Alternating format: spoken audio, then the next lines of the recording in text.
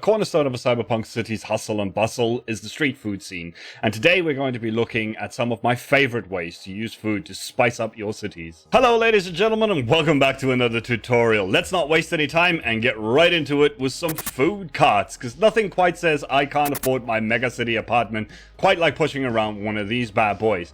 So the first one that we have here is fresh hot dogs.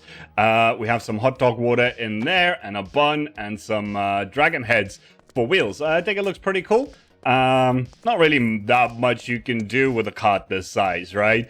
But then the next one we have is fresh deer nuts. Trademark pending, and we got a dueling face up there just because, like I said, what do you do with carts? There's some donut container here with like 9 donuts in it, and a little vanilla-friendly donut design. I mean, guys, there's not that much that's round in Minecraft. What do you expect me to do? And then finally here we have a little street food barbecue setup, right? And we have a little magic saying "want some anyhow."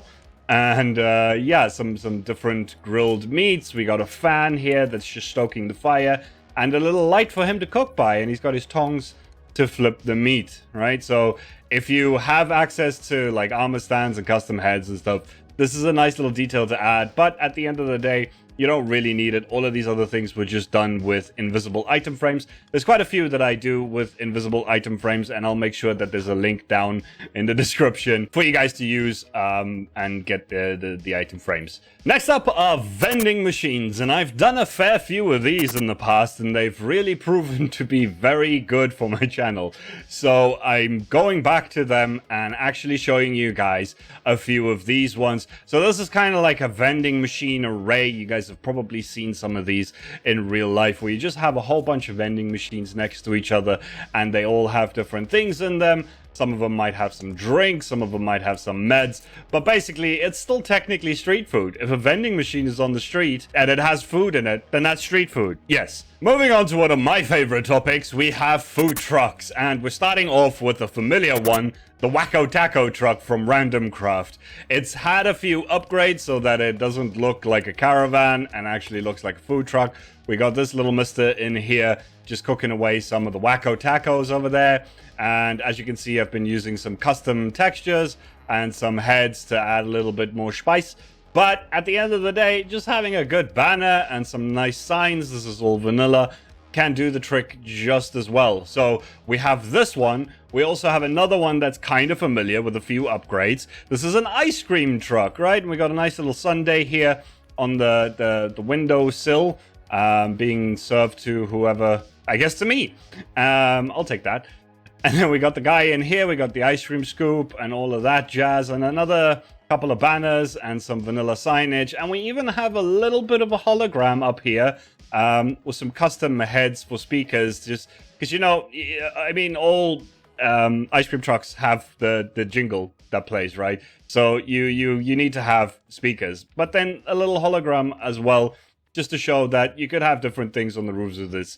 And then finally, we have a nice little hot dog truck here.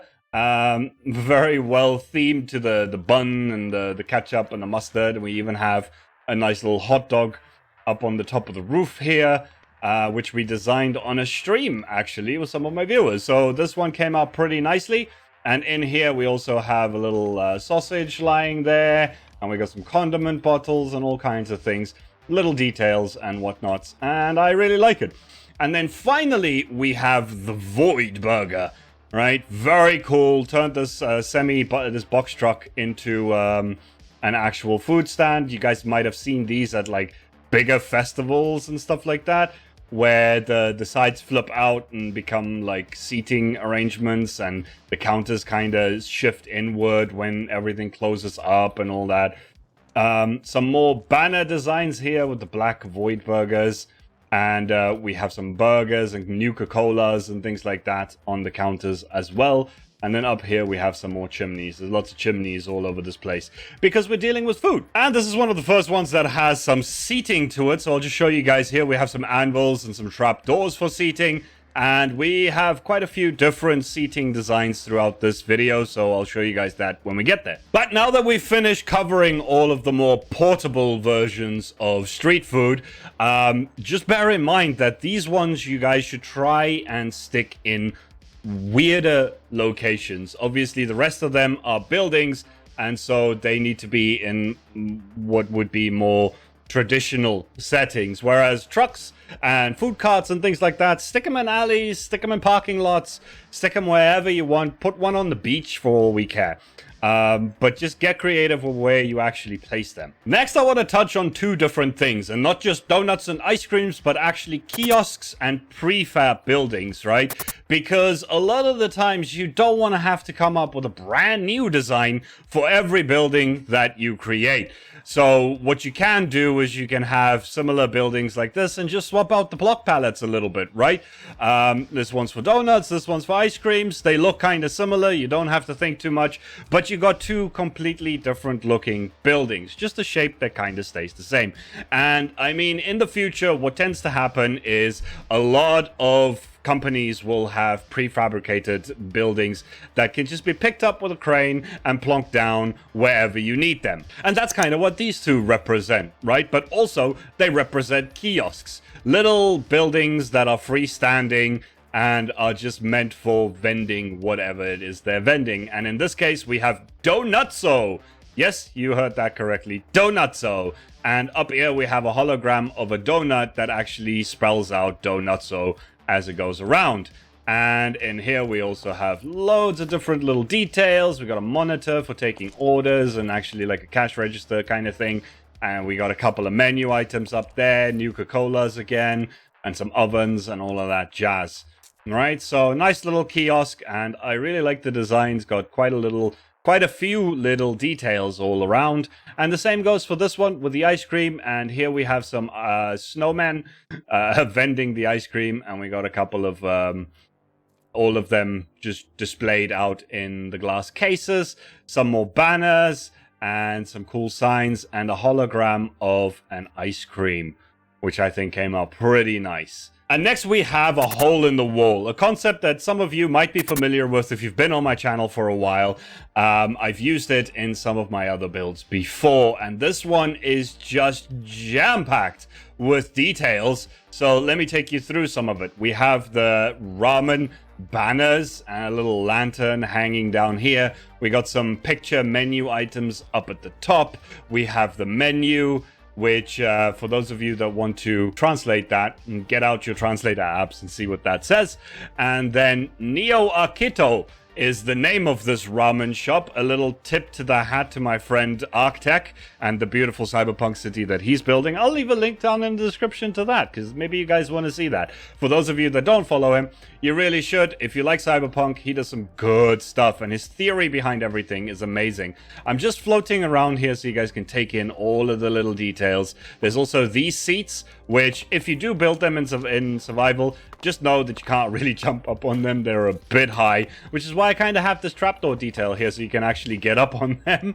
So, yeah, might just look like a little bit of floorboarding detail, but it actually serves a purpose. And then in here, there's loads of different things. I'm just going to jump in here, right? We have some algae getting cut up and some tools and some provisions and things like that. And a lot more of the smokers and the little hobs and some noodle pots, because the ramen shop can't operate without proper noodle pots. There's also a couple of menu items here on display, like the stews and the soups and the things, just different kinds of ramen.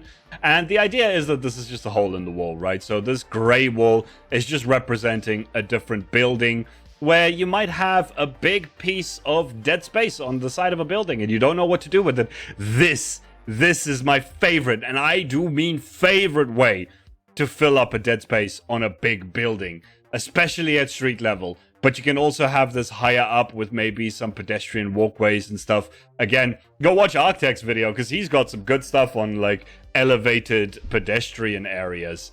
But yeah, that is the hole in the wall, and it is my favorite. And then finally, as we approach our little port area here, I want to take an ode from those guys over there and show you guys some of this. All right, I really like these designs.